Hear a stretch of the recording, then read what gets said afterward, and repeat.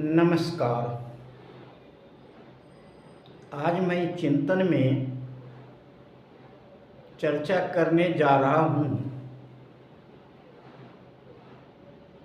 जन्मदिन मनाने का परंपरा।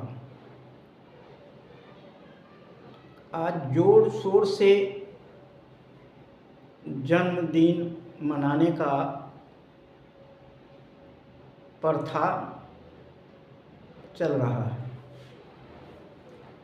यह प्रथा पहले नहीं था और समय बदलने के साथ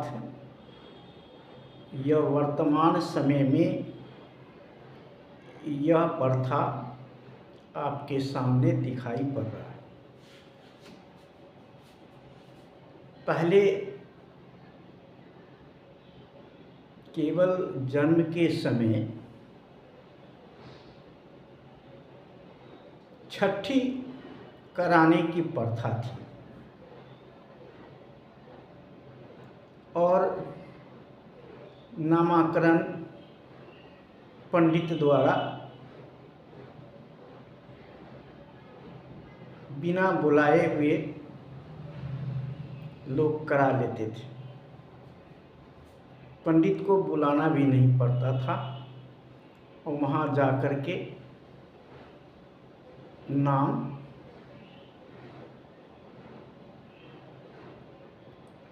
गार्जियन के द्वारा पंडित जी के यहाँ जाकर के मंगवा लिया जाता था। जो पंडित जी बताते थे वो नाम बच्चे को रख दिया था। ये पहले प्रथा थी। जब हम बचपन में थे तो शायद यही प्रथा चल रही थी, लेकिन समय बदलने के साथ साथ सब कुछ बदलता है, यह मैं मानता हूँ। और आज जन्मदिन मनाने का एक होड़ लग गया है। आज बूढ़े जवान सब अपना जन्मदिन मनाने लगे। अगर पहले जन्मदिन नहीं मनाते थे तो उनका क्या नुकसान होता था? जन्मदिन नहीं मनाने से क्या उनका नुकसान होता था या उनके परिवार का नुकसान होता था? शायद कोई नुकसान नहीं होता था। और आज जन्मदिन मनाने से क्या नुकसान होता है और क्या फ़ायदा होता है, इस पर चिंतन मनन तर्क करना चाहिए। और अगर जन्मदिन मनाते ही हैं तो उसका प्रभाव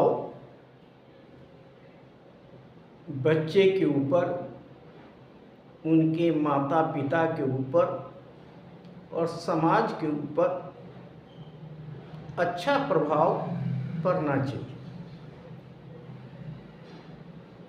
लेकिन आज भागम भाग की जिंदगी में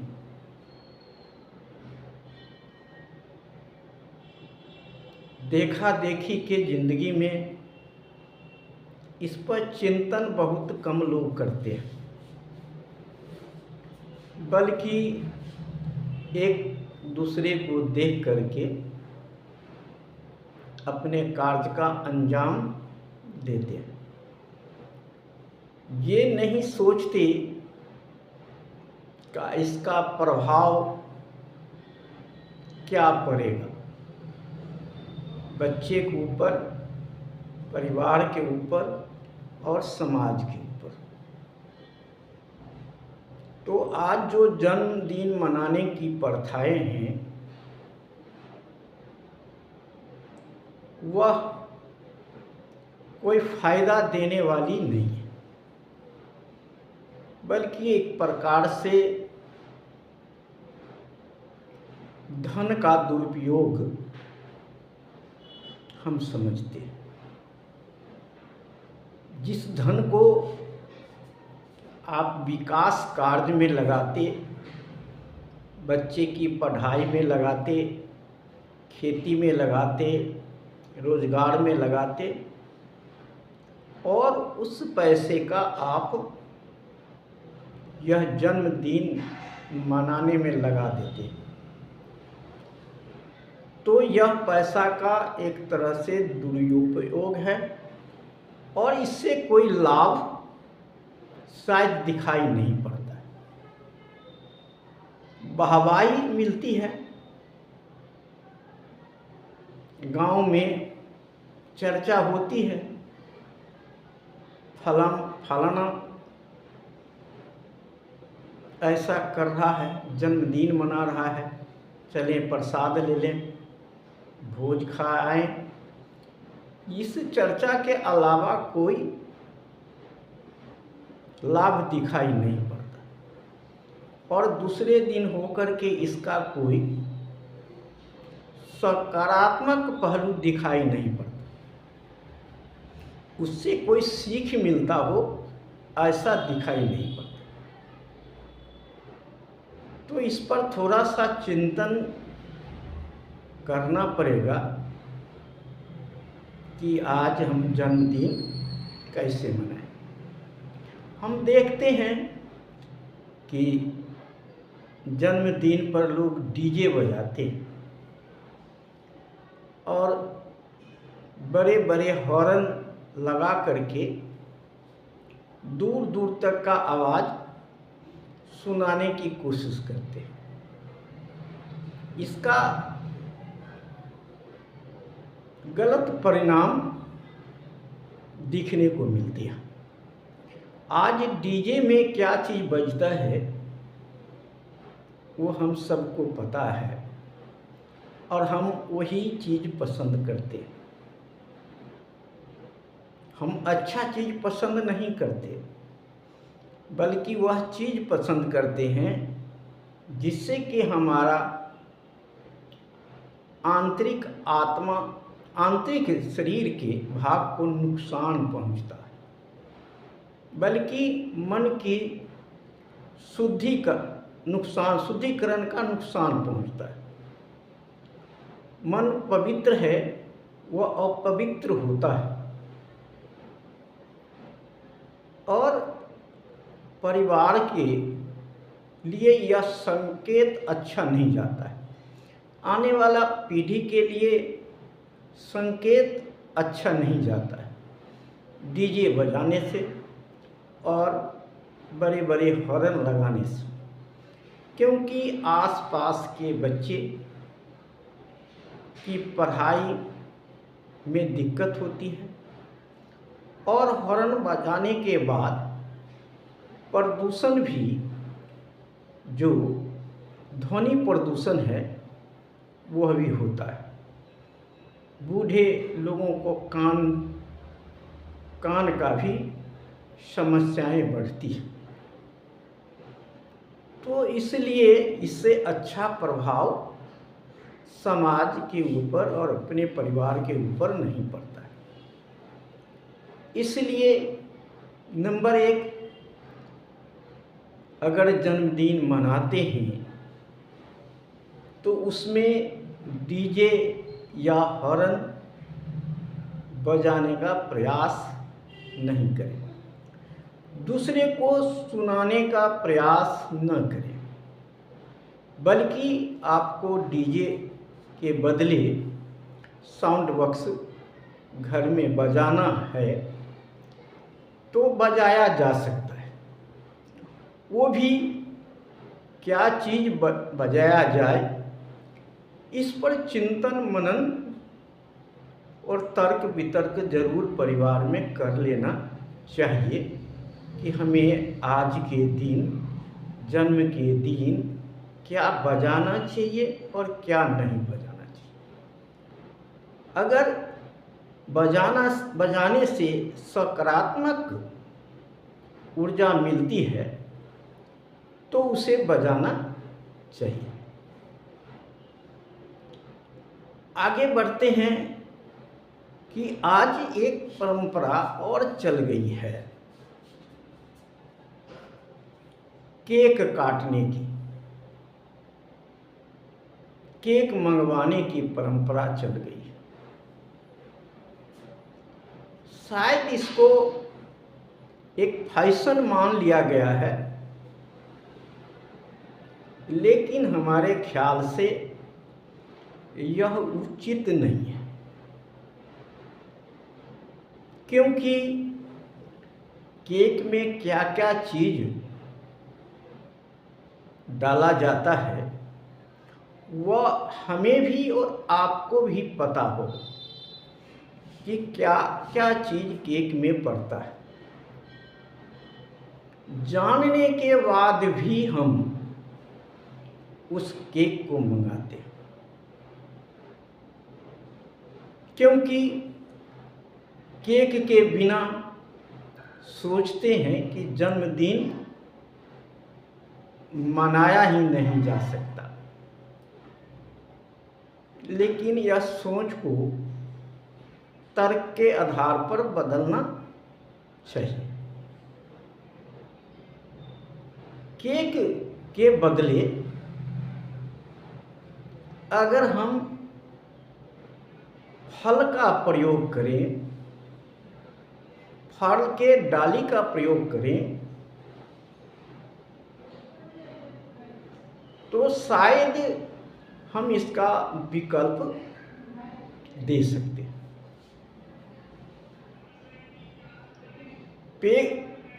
केक में कोई ऐसा चीज नहीं होता है जो आपके शरीर के लिए, आपके मन के लिए किसी प्रकार से अच्छाई के तरफ ले जाए। लेकिन अगर आप फल का 5 फल 10 फल का प्रयोग करते हैं और डाली बना करके उसका प्रयोग करते हैं, तो शायद इसका विकल्प दिया जा सकता है। फिर आप आते हैं केक काटने की बात आती है। केक काटना क्या संकेत दे रहा है कि जन्मदिन पर केक काटना क्या संकेत दे रहा है? क्योंकि काटने के लिए हम छुरी का प्रयोग करते हैं, चाकू का प्रयोग करते हैं, और वो छुरी और चाकू जो संकेत दे रहा है वह अच्छा संकेत आपके सामने नहीं दे रहा है। वह काटना शब्द जो है वह आपका अच्छा संकेत नहीं दे रहा है, क्योंकि आप जानते होंगे काटना शब्द एक हिंसा का प्रारूप दिखाई पड़ता है, क्योंकि केक काटते हैं और बच्चे को छुरी पकड़ा करके जो आप संकेत देना चाहते हैं उसका उल्टा प्रभाव उन बच्चे के ऊपर पड़ता है। इसलिए एक तो बच्चे को छुरी पकड़ाना जन्मदिन पे यह कहीं उचित नहीं माना जाता, और दूसरी तरफ काटना शब्द बच्चे के कानों तक जाए यह भी उचित नहीं लगता है, क्योंकि इससे बच्चे को कोई शिक्षाप्रद बात दिखाई नहीं पड़ता है, कोई शिक्षा मिले ऐसा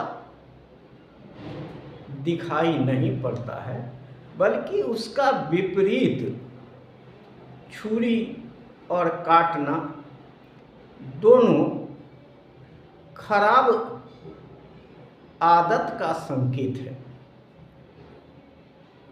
इसलिए जन्मदिन पे छुरी का प्रयोग नहीं किया जाना चाहिए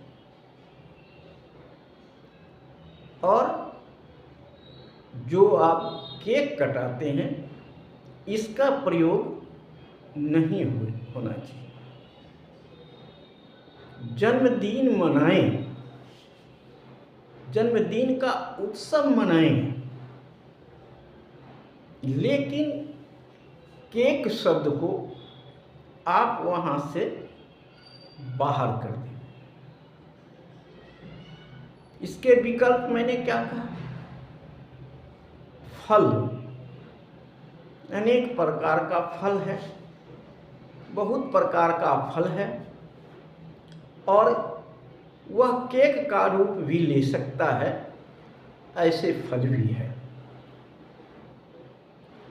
और वह बिना काटे हुए, बिना छुरी चलाए हुए उसका प्रयोग किया जा सकता है। तो हम फल का प्रयोग डाली में या ऐसे फल का प्रयोग करें जिससे कि उसको परिवार में भी शौक से खाया जा सके और उसे वितरण भी किया जा सके और जिससे कि आपके शरीर में कुछ ऊर्जा की भी प्राप्ति हो। उस समय केक काट करके हम कोई ऊर्जा की प्राप्ति नहीं कर पाते और न बच्चे का कोई अच्छा संकेत दे पाते। केक काटने के समय देखते हैं लोग मोमबत्ती जलाते हैं। मोमबत्ती जला करके और फिर उसको फूंक से मोमबत्ती को बुझाया जाता है। यह मोमबत्ती बुझाने की प्रथा भी गलत दिखाई पड़ता है। जला करके और अपने मुंह से उसे फूंक मार करके बुताना भी अशुभ लक्षण दिखाई पड़ता है, अच्छा संकेत नहीं जाता है। मोमबत्ती को बुझाने का मतलब मुरझाना होता है। आप मुरझाने की ओर जा रहे हैं, मोमबत्ती जल रहा है, वह एक अच्छा संकेत दे रहा है, लेकिन बुझा देना, मुरझा देना, बंद कर देना, यह संकेत तर्कपूर्ण नहीं दिखाई पड़ता। इसलिए मोमबत्ती को जलाने के बाद उसे बुझाना नहीं चाहिए और हम मोमबत्ती को फूंक मार के बुझाते हैं और दूसरे को दिखाते हैं यूट्यूब माध्यम से। यह संकेत कहीं अच्छा नहीं जाता है। इसलिए मोमबत्ती को जलाना तो ठीक है, लेकिन उसके बाद फूंक मार के बुझाना ठीक नहीं। मोमबत्ती को जलते रहना चाहिए। साथ ही अगर इसके बदले फल का प्रयोग करते हैं और वहाँ भी मोमबत्ती का प्रयोग किया जा सकता है और बच्चे के द्वारा उस फल को वितरण कराया जा सकता है या माता पिता द्वारा उस फल को वितरण किया जा सकता है। और सर्वप्रथम माता पिता द्वारा अगर छोटा बच्चा है तो उसमें से उसको पहले फल खिलाया जा सकता है। तो यह कहीं अच्छा संकेत जाएगा और जो पास पड़ोस के लोग आएंगे वो भी कोई अच्छा सीख लेके जाएंगे। और जिस समय जन्मदिन मनाया जाता है उस समय बच्चे को माता पिता के संबंध में बताना चाहिए। माता पिता के एक प्रकार से गुणगान करने की प्रथा होनी चाहिए। माता पिता ने बच्चे को जिस प्रकार से जन्म दिया है, जो कष्ट झेला है, उसके अनुसार गीत गाना सॉन्ग लगाया जा सकता है, जिससे बच्चे के कानों में एक अच्छा संकेत जाए। माता पिता के लिए सम्मान पूर्वक गीत और भजन हो। माता पिता के लिए अच्छे विचार बच्चे के मन में पैदा हो, ऐसा सॉन्ग और गीत लगाया जा सकता है। या जो वहाँ पर घर के सदस्य होते हैं उनके द्वारा गीत गाया जा सकता है, गाना गाया जा सकता है। लेकिन हम डीजे या वैसा हॉर्न लगा के और लोगों तक सुनाने की बातें हम अच्छा नहीं समझते। तो आप बच्चे को हमें क्या शिक्षा देना चाहिए जन्मदिन पे, उनको क्या तोहफा देना चाहिए जन्मदिन पे, इसका भी ख्याल हमें रखना चाहिए। ऐसा हम तोहफा दें जिसके उसके मन में उसके प्रति आकर्षण बढ़े। इसमें कलम है, किताब है, फूल है, ऐसे इत्यादि ऐसे सामानें हैं जिससे बच्चे का मन खुश रहेगा, खुश होगा और उसका आगे भी अच्छा संकेतें जाएगी। ऐसा चीज बच्चे को जन्मदिन पे देना चाहिए। छोटा बच्चा है उसके लिए वैसे खिलौना दिया जाना चाहिए जिससे बच्चे कुछ सीख ले, उस खिलौना से कुछ सीख सके और कुछ सीख ले सके। तो हम आज यही आप लोगों से आग्रह करेंगे कि जन्मदिन पे जो आप प्रसाद वितरण करते हैं वह प्रसाद घर में ही बनाएं। घर में बनाए हुए प्रसाद को ही वितरण करें। जो भी हो, मिठाई बना सकें वो मिठाई बनाइए, नहीं तो आप खीर बना सकते हैं। खीर बना करके आप वितरण कर सकते हैं, क्योंकि खीर शब्द जो है बहुत ही मनमोहक शब्द है और आदमी को मुंह मीठा करता है, मन को संतुष्टि भी लाता है और वह बनाने में भी सुगम है, इसलिए इसको प्रयोग कर सकते हैं। बाजार का कोई सामान का प्रयोग आप जन्मदिन पर न करें। घर में बना हुआ सामान का प्रयोग अधिक से अधिक मात्रा में किया जाना चाहिए, क्योंकि आप घर में जो चीज़ बनाएंगे जन्मदिन पे, तो वह सामान बनाते हैं उसमें आपका प्यार भी घुलता है, प्रेम भी घुलता है, और वह प्यार प्रेम एक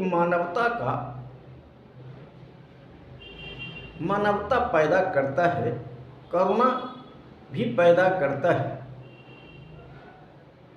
तो प्रेम करुणा भी उससे पैदा होती है।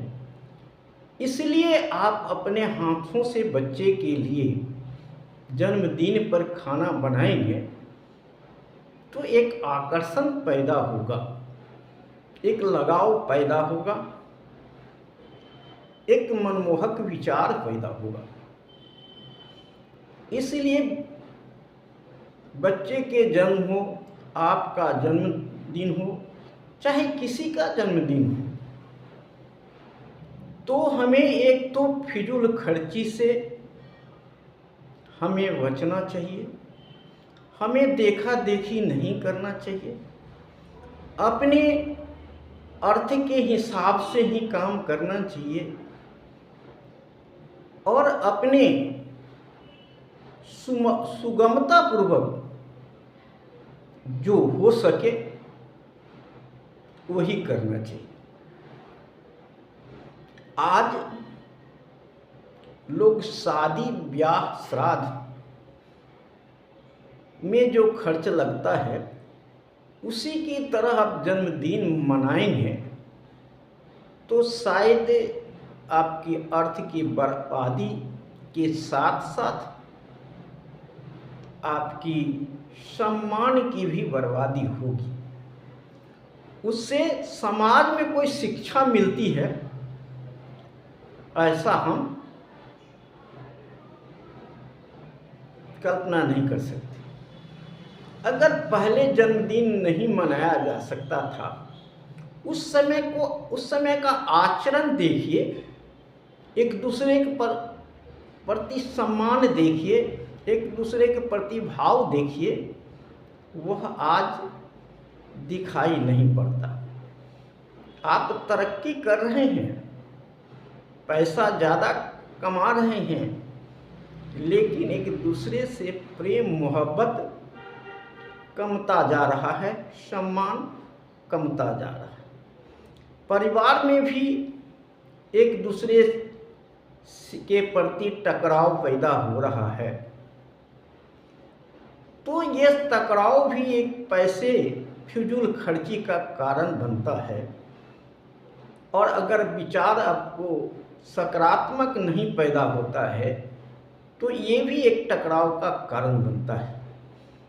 इसलिए जन्मदिन मनाएं, लेकिन आप जो नए रीति रिवाज है उसमें थोड़ा सुधार जरूर करें, और घर का खाना ही लोगों को खिलाएं, अपने खाएं, बच्चे को खिलाएं। आज इतना ही। जय हिंद, जय भारत, नमो बुद्धाय।